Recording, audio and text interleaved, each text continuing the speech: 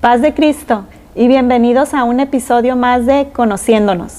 En esta ocasión tenemos a un invitado muy especial, a nuestro hermano Samuel López Torres, quien es actualmente ministro de la Primera Iglesia Apostólica en Tijuana.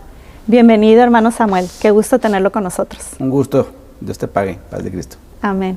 Hermano Samuel, sabemos que usted tiene un recorrido largo en la Iglesia Apostólica, es cuarta generación apostólico y nos complace tenerlo en esta ocasión. Además, usted es médico y ¿por qué no empezamos conociendo un poquito más de quién es Samuel López? Bueno, pues quisiera primero darle las gracias al equipo de Conociéndonos, porque este trabajo es de trascendencia inimaginable, sí, puesto que se va a quedar grabado y va a haber mucha gente en el futuro que lo va a poder analizar, no sí, solo verlo. Sí, de hecho, ese es sí, el objetivo principal y por eso escogemos muy bien a las personas que invitamos. Pues muchas gracias. Pues yo nací en Tecate, hace ya casi 60 años. Casi. Provengo de una familia de origen apostólico. Mi papá fue hijo de pastor. Mi mamá fue apostólica desde los 7 años de edad. Y aquí estamos. Seguimos como próceres de este camino tan bonito, tan hermoso. A mí sí me ha hecho muy bonito este caminar. Así es. He analizado otras organizaciones religiosas en diferentes partes del país y la verdad que yo no cambio la Iglesia Apostólica, definitivamente. He estado en muchos cultos, en muchas otras partes y la esencia apostólica es fenomenal. Sí, qué bueno que lo menciona porque decía ahorita que usted es cuarta generación, desde sus bisabuelos, abuelos, sus padres, pero ahora también sus hijos. ¿Nos quiere contar un poquito de su esposa, de sus hijos, dónde la conoció? Pues a Sara Asensio Sobles, pues la conocí aquí en la iglesia. Nosotros somos nacidos en la iglesia y cuando me di cuenta de ella, porque una cosa es vernos en los cultos y demás, pero ya con el sentir ya propio de las hormonas, pues fue cuando me di cuenta que era una mujer de oración. Ella siempre fue una joven de oración y eso me llamó mucho la atención porque dije, eso me conviene, una mujer de oración. Y pues Dios nos ha permitido tener 3 hijos, que es Asenet, Azalía y Asael. Asenet quiere decir propiedad de Dios, Azalía quiere decir protegido por Dios y Asael quiere decir hecho por Dios. Ay, qué bonito. Entonces, escogieron los nombres. Los escogimos pensando que ellos algún día pueden asirse de una manera más fuerte, pues a vincular su fe, ¿verdad?, con la palabra de Dios, precisamente. Y pues me formé en el seno de la Iglesia Apostólica, me crié entre gente grande, entre mis abuelos, tuve a mis 4 abuelos, una infancia muy bonita. Y qué privilegio, porque no todos podemos decir eso. Sí, así es. Y pues me da nostalgia porque tuve una infancia fabulosa. Y nuestro pastor de la niñez pues fue el hermano Felipe Rivas Hernández y su esposa, y eso nos dio un afianzamiento más en la cuestión doctrinal. A lo mejor por eso soy tan reacio yo en la cuestión doctrinal, ¿verdad? Por ese tipo de asiento que tengo, pues en cuanto a la fe. A la fe. Así es que después me di cuenta que yo soy un rebelde. Oh, pues. Sí, de veras, soy un rebelde. Pero yo me quisiera estudiar medicina, pero dejar la puerta abierta de la casa, para que si se quisiera regresar, pues habría la oportunidad de regresarse. Y no me quise quedar aquí en Tijuana. Yo pasé el examen de la UABC, pero no me quise quedar aquí en Tijuana. En ese tiempo las convenciones generales eran en el interior de la República y eso para mí era un foco pues bastante atractivo, y me quise ir a Guadalajara. Mi papá y mi mamá me apoyaron y pues eso me dio una apertura totalmente diferente a mi manera de pensar y a mi manera de ser, porque conocía la iglesia en una dimensión distinta a la que ya conocía aquí. Y lo primero que di fue un chasco porque pues encontré una iglesia como unos 20 años atrás de lo que teníamos aquí. Yo impuesto a grandes festividades distritales en un templo tan grande como lo es el templo de la primera iglesia de Tijuana. O internacionales, ¿no? O internacionales, sí, incluso, ¿verdad? Y pues allá las actividades distritales eran en templecitos pequeñitos con poquísimas personas. Asistencia. Entonces eso me llevó a empezar a mover a la juventud de una manera diferente. Ese celo despertó. Así es, así es, así es. Y definitivamente creo que fue una bendición el haber salido de aquí de Tijuana. Entonces su llamado al liderazgo inició estando fuera de Tijuana. Bueno, no propiamente, porque ya eso ya lo trae uno en la sangre. Sí, sí. Eso ya es parte del chip integrado, ¿verdad? Sí. Sí, yo fui presidente de los jóvenes, porque así se llamaba, a nivel local aquí en Tijuana.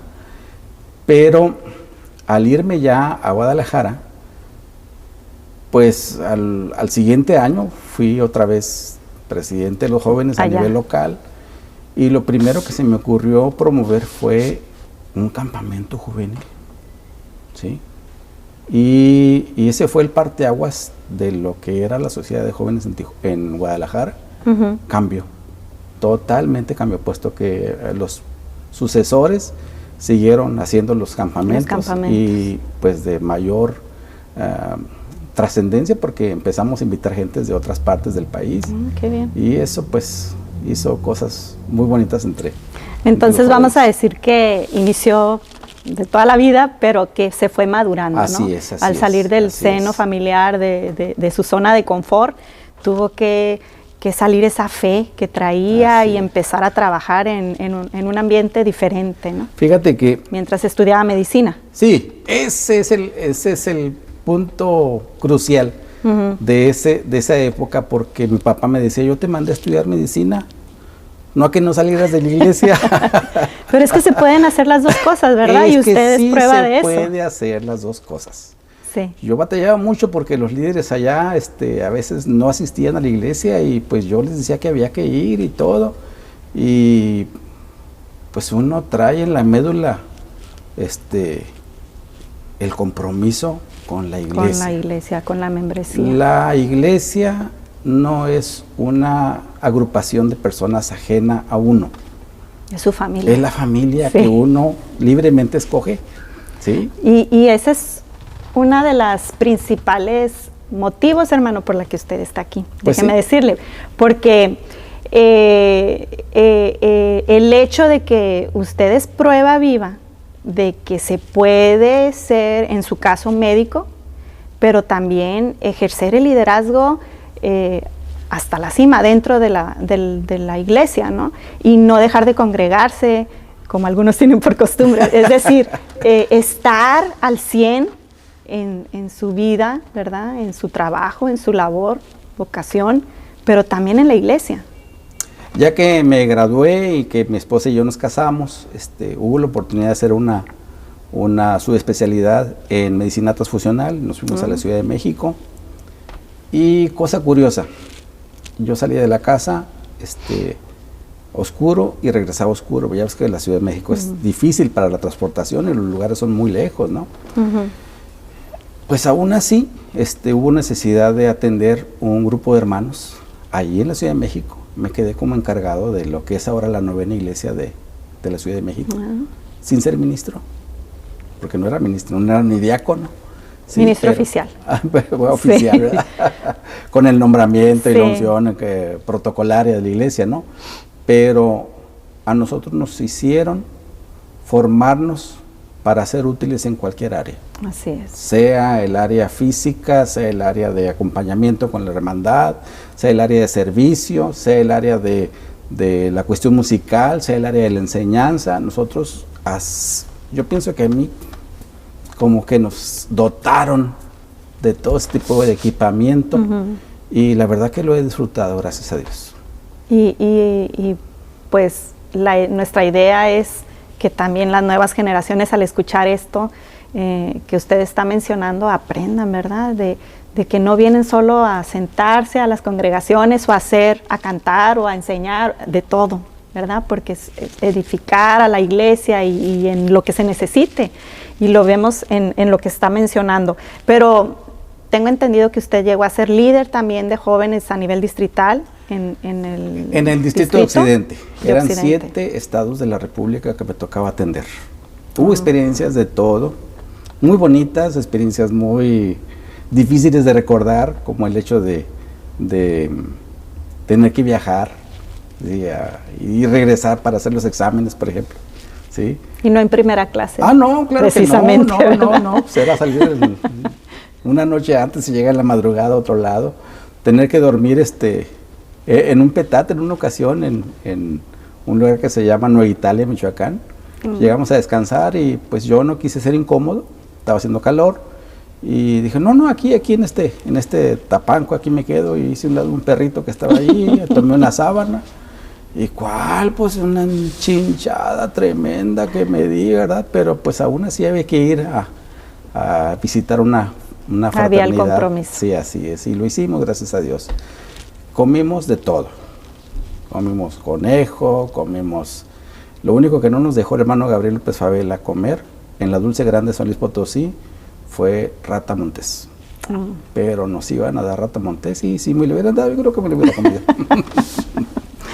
Pues es que así es el trabajo en la iglesia, ¿verdad? Usted mencionaba ahorita que es una familia, y cuando se tiene ese amor por el prójimo, que es una pasión que usted tiene y que me gustaría mencionar en este momento, el ayudar a su semejante. Quizá muchos lo conocen por el doctor Samuel López, por el historiador, por el hermano que canta y muchas cosas.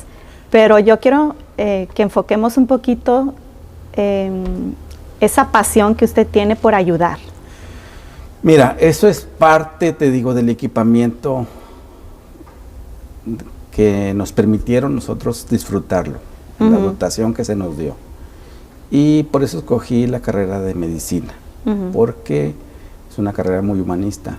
Sí. No nos despega de la necesidad del prójimo, aliviar el dolor, ¿sí? La situación, cambiarla, la escucha, bueno, cuántas cosas, ¿sí? Llorar junto con el paciente, claro, porque en ocasiones hay que hacerlo, ¿verdad? Y resolver la situación, pues en el ámbito que sea. Nada más que también nos enseñaron que no hay que tocar trompeta, ¿sí? Que no sepa la derecha lo que hace la izquierda. Entonces por eso no se publica, ¿no? Pero cosa curiosa, entre mis pacientes tuve la dicha de tener a uno de los ex gobernadores de Baja California, muy bien, que en su tiempo fue el oficial de registro civil en Tecate cuando mis papás se casaron. Él firmó el acta de matrimonio y firmó mi acta de nacimiento. Ándale, también. Y se la llevé. Tengo una foto con él, sí, don Oscar Bailón Chacón. Sí. Entonces, yo creo que son esas cerezas del pastel bonitas de la carrera, como el premio del servicio que se ha hecho pues a muchísima gente. Así es, y mire, cuento para que quien nos está escuchando sepa.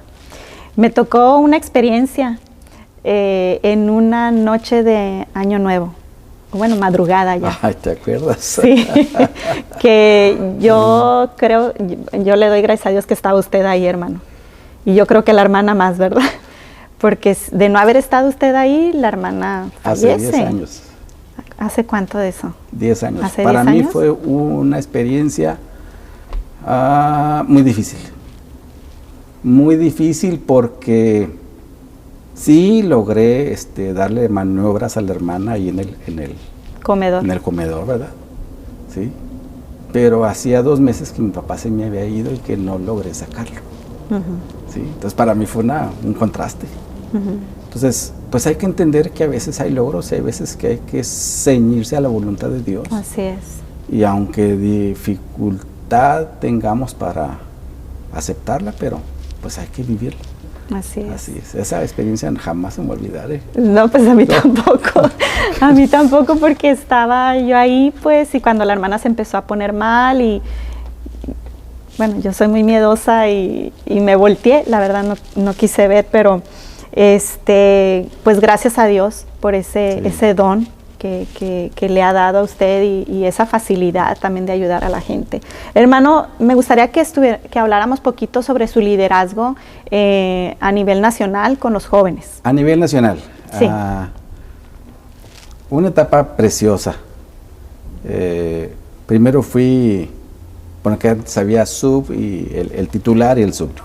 Fui subsecretario a nivel nacional. Okay. ¿Sí? Y después me tocó llegar a director. Pero fue circunstancial, por la siguiente razón. Había habido una experiencia un poquito no grata con la administración anterior de los jóvenes. Tuvieron un sorteo de un vehículo y pues no hubo la respuesta que esperaban en la venta de los boletos. Sin embargo, quien salió beneficiado con el sorteo, porque se hizo a través de los números de la Lotería Nacional.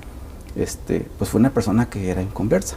Entonces había que responderle a esa persona. Claro. Y la mesa directiva respondió, se le entregó el vehículo, pero se quedó con la deuda, ¿no?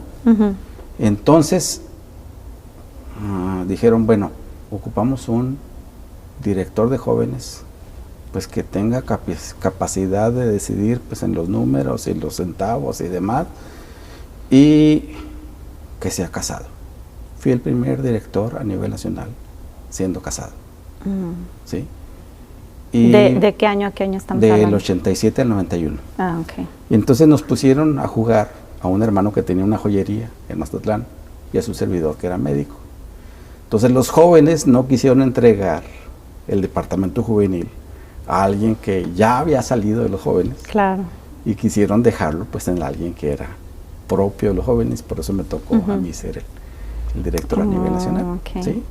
Entonces lo primero que hicimos fue tomar una actitud austera, no viajamos en avión, fue puro autobús a donde fuera para poder reparar la deuda económica, y voy a decirlo con mucho orgullo, dejamos un tesoro rebosadito porque queríamos que hicieran el festejo de 50 aniversario de los jóvenes y se logró. ¿Sí?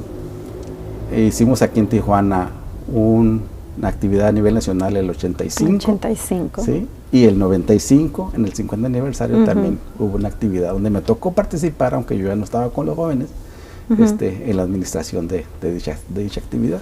Y, perdón, ¿usted fue el líder nacional o director, cómo se llamaba? Director nacional de jóvenes, estando casado, y los que siguieron como directores también ya eran casados? No, ¿fue el único? Fui el único. Ajá. Dato curioso. Dato curioso. Dato curioso porque pensé que había otros que habían sido casados. Y el único. Qué bien. Y bueno, dejó ya bien bonito. Y un precedente. Sí. Logré traer una actividad de carácter nacional aquí a Tijuana. En el 85, esa sí la recuerdo. Estaba entrando apenas con los jóvenes. Yo no sabía cuál había sido el impacto de esa actividad hasta como 10 años después me di cuenta que eso había movido la inspiración de composición de himnos de Rubén Mascarell. Sí. Sí, eso fue lo que Hermano, te amo. Hizo el detonamiento y otros himnos que él empezó a componer. Sí. Y pues ese himno, por ejemplo, que se llama, que dice que te voy a ver en la Nueva Jerusalén. ¿Cómo va ese himno? Qué glorioso será ver a Cristo allí. Me tocó escucharlo en un grupo con un ritmo totalmente distinto al que está, al que conocemos aquí entre nosotros, de Sudamérica. Entonces el impacto, mira. Sí. Sí. Muchos recordamos esa actividad también, ¿no? Así es. Excelente. Bueno, era un dato que también yo no conocía, de que ya estaba casado, pero que había sido el único del 87 al 91. ¿Y qué le dejó esa experiencia? Pues la satisfacción de haber saneado las arcas de la Fraternidad Nacional Juvenil. Por otro lado, el tomar un logotipo que lo usaron muchos años los jóvenes, que no lo habíamos tenido desde antes, ¿sí? Y un logotipo que muchos nos identificamos con él. Así es que, por otro lado, y pues fue una juventud que fue atendida en su momento, ¿verdad? Y gracias a Dios por esa. Para mí fue una oportunidad. No quise viajar al exterior porque a mí no me gusta hacer carga para la iglesia. Entonces dije yo voy a viajar a algún campo misionero, pero con mi dinero, con mi trabajo, no con el dinero de la iglesia. Sí. Entonces por eso yo no quise viajar al exterior. Sí. No, pues excelente, excelente, muy bonitas experiencias. Me imagino que le dejó además de las chinches, ¿no? Además de las chinches, que es algo que mencionábamos ahorita, lo que pasa al líder. A veces se mira a la persona, al hombre, la mujer, y podemos decir, el hermano Samuel, pues ahí está, y va el líder, el historiador, el médico, pero ¿por dónde pasó, verdad? ¿Qué tribulación también en su persona para poder lograr alinearse a los objetivos que Dios tiene para su vida?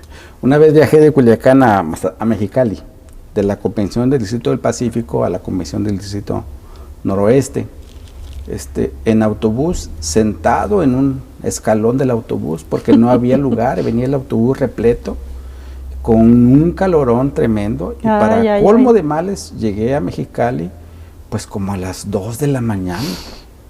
Entonces, pues no quise tocar la puerta con la familia donde yo siempre llegaba a Mexicali. Me dio vergüenza tener que levantarlos a esa hora por el calorón que estaba haciendo.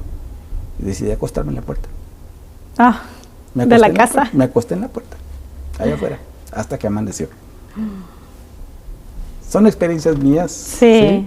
Muy satisfactorias. Pero que enseñan, ¿no? Sí, bueno, que pues enseñan, es que hay que pagar precios. Que forman. Hay que pagar precios, o sea, no nada más es venirse a pagar y aquí ya está todo, no. Claro. No. Claro. Y qué bueno que está, qué bonito que está contando esto.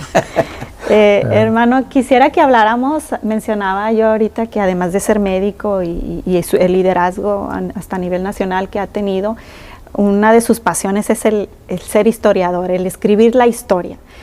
Y yo le hacía la pregunta de cómo inició ese deseo de contar la historia de la Iglesia Apostólica o su vivencia a través de la Iglesia Apostólica. ¿Cómo inició?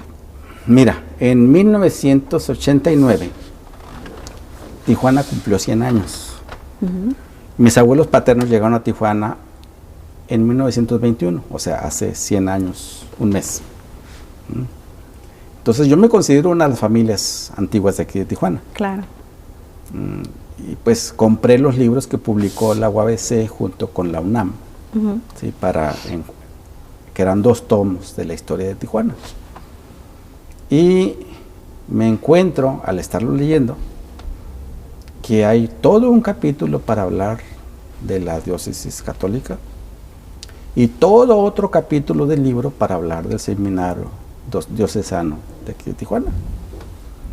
Y hay un solo capítulo en esa publicación que habla de los movimientos protestantes.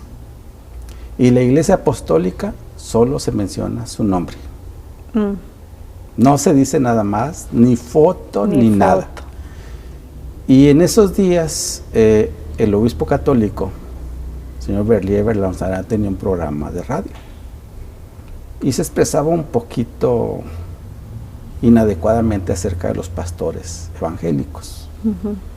Entonces, eso como que me dio mucho celo. Si nuestra Iglesia Apostólica no tenía 2 días en la ciudad, claro, es el primer movimiento evangélico del tinte pentecostal en la ciudad. La primera iglesia evangélica aquí en Tijuana fue la Iglesia Bautista, que este año estará cumpliendo 100 años, 1922. A 2022 son los 100 años. Entonces dije yo, bueno, yo tengo el aporte de saber la historia de la Iglesia Apostólica, y todavía puedo ir a investigar con algunas personas la hermana Margarita Ibarra, viuda de Valdés, que yo venía y frecuentaba aquí en su cuartito, me había regalado una foto del grupo de niños y me dijo, mira, es que aquí está tu mamá, ¿sí? Una foto de 1949. Y yo tenía esa foto. Entonces ese fue el primer indicio de decir, voy a empezar a juntar material, a documentar nuestra historia. Que no es posible que esté en un renglón, ¿sí?, en la publicación de la historia de Tijuana, porque un solo renglón.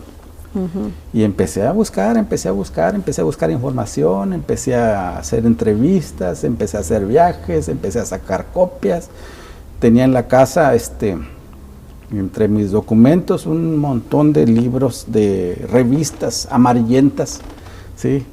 Y mi esposo un día me dijo, esta te las voy a tirar. No, esas no me las toques, le dije yo. Pues era una colección de exégetas muy completa. Y empecé a hurgar en ellas, a sacar información, y le empecé a dar forma a lo que es el libro que ya conocen, que es de la historia de la Iglesia Apostólica aquí en Tijuana. Que no le di un nombre porque... De 1927 a 1997. Los primeros 70 años, ¿sí?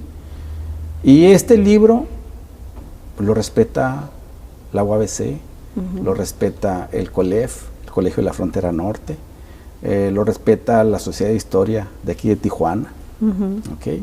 Entonces nos dio, incluso la Oficina de Asuntos Religiosos del municipio, ¿sí?, tienen copia de este libro, y nos empezó a abrir puertas pues a otros niveles, ¿sí? Y yo nunca me imaginé lo trascendental. Sí, bueno, el impacto que iba a tener. Porque sí lo es. Y las puertas que me ha abierto. Con este libro hemos llegado a Fuller, por ejemplo. Muy bien. Sí, a Fuller. Y entonces, pues para mí eso es un logro. Claro. ¿Verdad? Entonces, gracias a Dios por esa oportunidad. Si ese libro lo quisiera hacer alguien ahorita, que no fuera yo, ¿sí?, o que lo quisiera hacer yo ahorita, yo creo que no iba a tener toda la información de todas las entrevistas que hice en ese tiempo. Sí. Ya no están muchos de los personajes. Ya no. Yo creo que como que Dios me puso en el momento preciso entre la generación que se estaba yendo y la generación que está actualmente. ¿Sí? Como que Dios dijo, vente, te voy a poner en esta intersección de conexión, como que vas a vincular generaciones, y eso para mí fue muy fuerte. Y ese celo que despertó el decir, hey, nosotros tenemos historia, ¿no? y falta luego, quien la escriba, pues la tengo que hacer yo. Y luego decía Berlie Belamsar, esos pastorcitos sancochados. Caray. Ay, qué dura expresión, la escuché en el radio. No puede ser. Ocupamos una pastoral preparada. Pues empecé a estudiar teología. Empecé a hurgar la cuestión teológica, ¿verdad? Entonces, en ese tiempo yo no era diácono, yo no era un ministro ordenado de la iglesia. Me dijo el profesor del COLEF que me hizo la revisión ortográfica del material. Dice, doctor, dice, es que esto no es una historia. Sí, le digo, ya lo sé. Le digo, es que no tengo otra plataforma de expresión ahorita más que esta. Así es que yo la voy a aprovechar. ¿Sí? Y eso fue. Ahora, no quise hacerlo solamente en el relato, quise involucrar pues las fotografías de las personas, porque hay quien puede en un momento analizarlas, verlas, saber realmente a quién me refiero cuando estoy mencionando alguna persona, alguna cosa. Bueno, me encantan las fotos, más que los videos. Y bueno, voy a aprovechar para mencionar que está aquí también Fieles Caminando. Fieles Caminando surgió también en un momento nostálgico. Ese surgió hace 10 años. Se iban a cumplir los 50 años de la dedicación del templo de la Quinta Iglesia. Entonces pensé, voy a hacer un folletito para que los hermanos tengan las fotos que yo tengo de la Quinta Iglesia. Y en hacer folletito empecé a escribir. Me acordé que cuando la congregación cumplió 25 años, yo había intentado escribir un libro, antes que de la primera iglesia, Ajá. Y no pude, no pude. Aquí está él. Entonces lo que hice fue irme a mi bodega, que tengo una bodega de un montón de papeles, a buscar todos los documentos que yo había solicitado en ese tiempo, y entonces empecé a darle forma a este libro. Yo creo que este era una deuda que yo tenía con esa congregación. Se lo debía a su familia. Se lo debía, así es. Estoy viendo aquí el antiguo escudo de la Iglesia Apostólica. Sí, es que tenemos aquí. Precisamente ahora lo tenemos aquí. Nuestro hermano Samuel nos hizo favor de traerlo como marco para la entrevista. Muy bonito. Muy bonito libro también. Y menciono, los dos los tienen en venta, por si alguien se interesa. Los dos también están en venta. No Pero como de ello. El hermano Samuel también ha participado en otros escritos, ¿no? Está, deje cómodo estos acá, está el libro de los 100 años de Pentecostés, desde la vivencia de la Iglesia Apostólica. El coordinador, nuestro hermano Domingo Torres Alvarado, con un grupo de escritores, le tocó a usted un capítulo. ¿Qué capítulo le tocó? Es el capítulo 9, que es testimonios y cotidianidad. Historia, ¿sí? Cotidianidad y testimonio. Ajá. De los hermanos, de la iglesia. Muy bien, bueno, está muy completo aquí el libro de los 100 años y pues fue en el 2014 que así también, es. ¿verdad? Fueron los 100 años. Déjame decir algo más de este libro, que esta iglesia, la primera iglesia de Tijuana, es la única congregación de la Iglesia Apostólica que tuvo la oportunidad de tener 2 escritores. Así es. Tú y yo. Sí, sí, así es. No hay otra congregación que haya tenido 2 escritores en este libro. Yo entré de panzazo. Pero no, ningún panzazo. Tú eres una mujer que te has esforzado por capacitarse y eso es excelente. Gracias, hermano. Excelente. Tengo aquí también 2 libros de la Escuela de Misiones Internacionales que fueron, a ver, platícanos usted. En el 2009 iniciamos un proyecto que fue, así como lo dijiste, la Escuela de Misiones Internacionales. ¿Aún está la sí, escuela, pero está ¿verdad? con otro nombre. Ahora se llama algo como Instituto de Estudios Interculturales, algo así. Está asentado en lo que es el edificio de plomo en la Ciudad de México. Ajá. ¿Sí? Pero inicialmente los inicios fueron en el 2009. El nombre de Escuela de Misiones Internacionales. Y en realidad lo que hicimos fue, en estos 2 libros, fue una compilación de las experiencias de los estudiantes. El primero fue a nivel de su trabajo en las etnias aquí en México. Los enviamos a etnias mexicanas. A Chihuahua, a Oaxaca, a Yucatán, a Chiapas. No se puede ser luz de la calle siendo oscuridad de la casa. Así es. Entonces necesitamos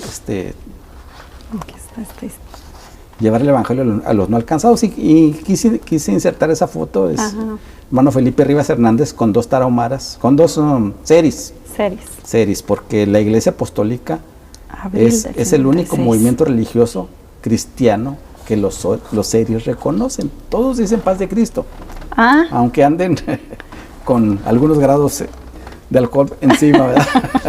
Pero para ellos su iglesia es la Iglesia Apostólica. ¿Sí? Excelente. ¿Y el otro fue la compilación de las experiencias de los estudiantes cuando los enviamos como apoyos a los campos misioneros. A los campos misioneros. Si es que ese sí es. Este trabajo se hizo siendo nuestro hermano Jesús Ramos Santo como director de la Escuela de Misiones. Él ya había sido secretario general de Misiones Internacionales. En ese tiempo ya no era. Ya no era, muy bien. Era nomás pastor nuestro y él fungió como director de la escuela. Su servidor como secretario, hermano Carlos Valdés, como tesorero. Como administrador. Muy bien. Administrador.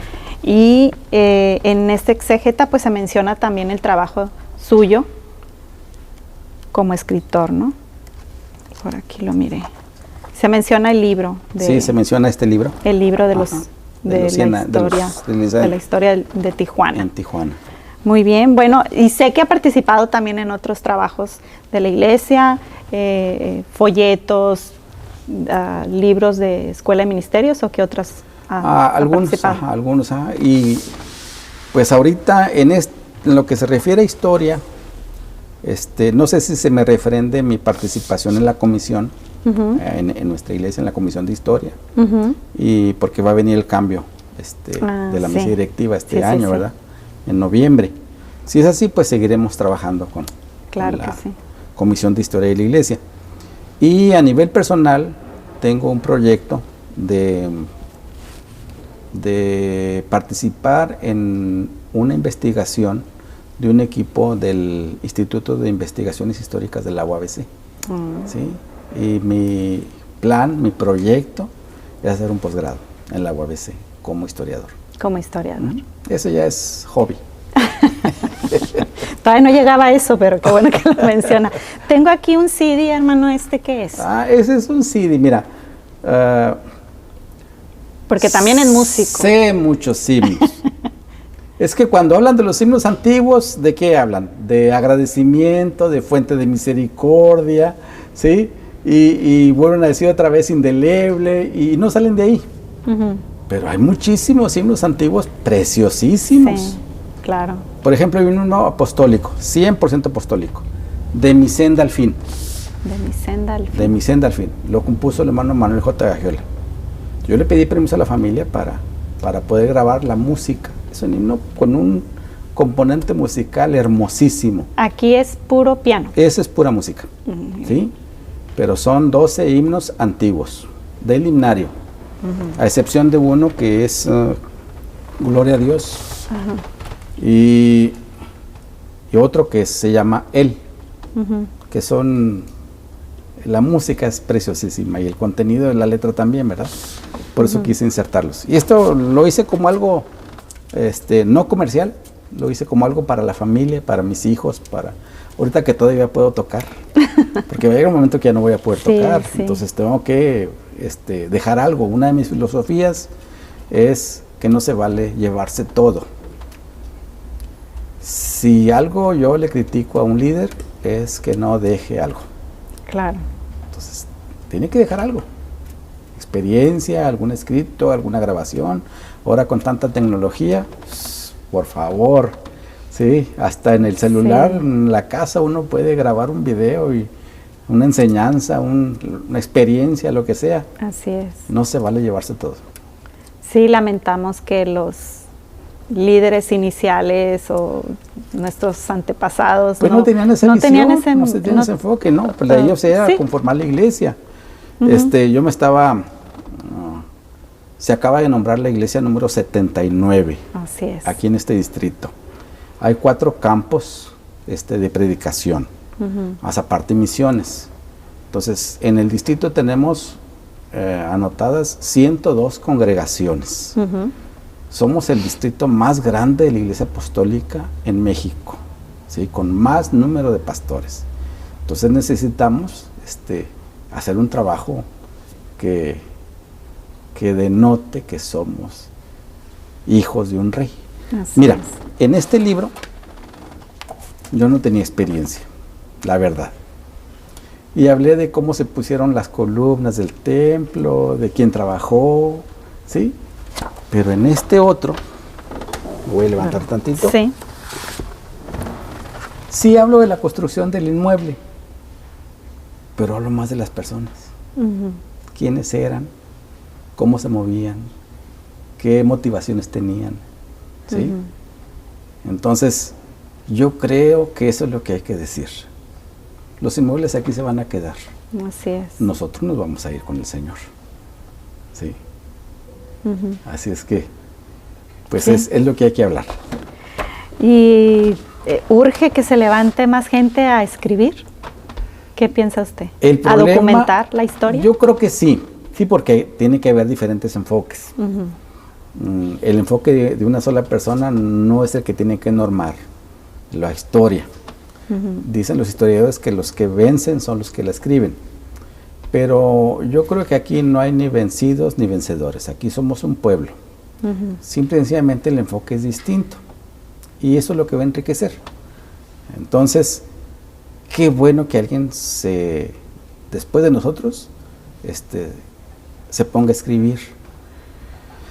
Me da mucho gusto, por ejemplo, que tengo publicaciones que son de institutos de historia de otros lugares, ¿sí? Que toman la bibliografía de nosotros. Incluso hay un libro alemán, ¿sí? Que habla de nosotros, gracias a esta publicación.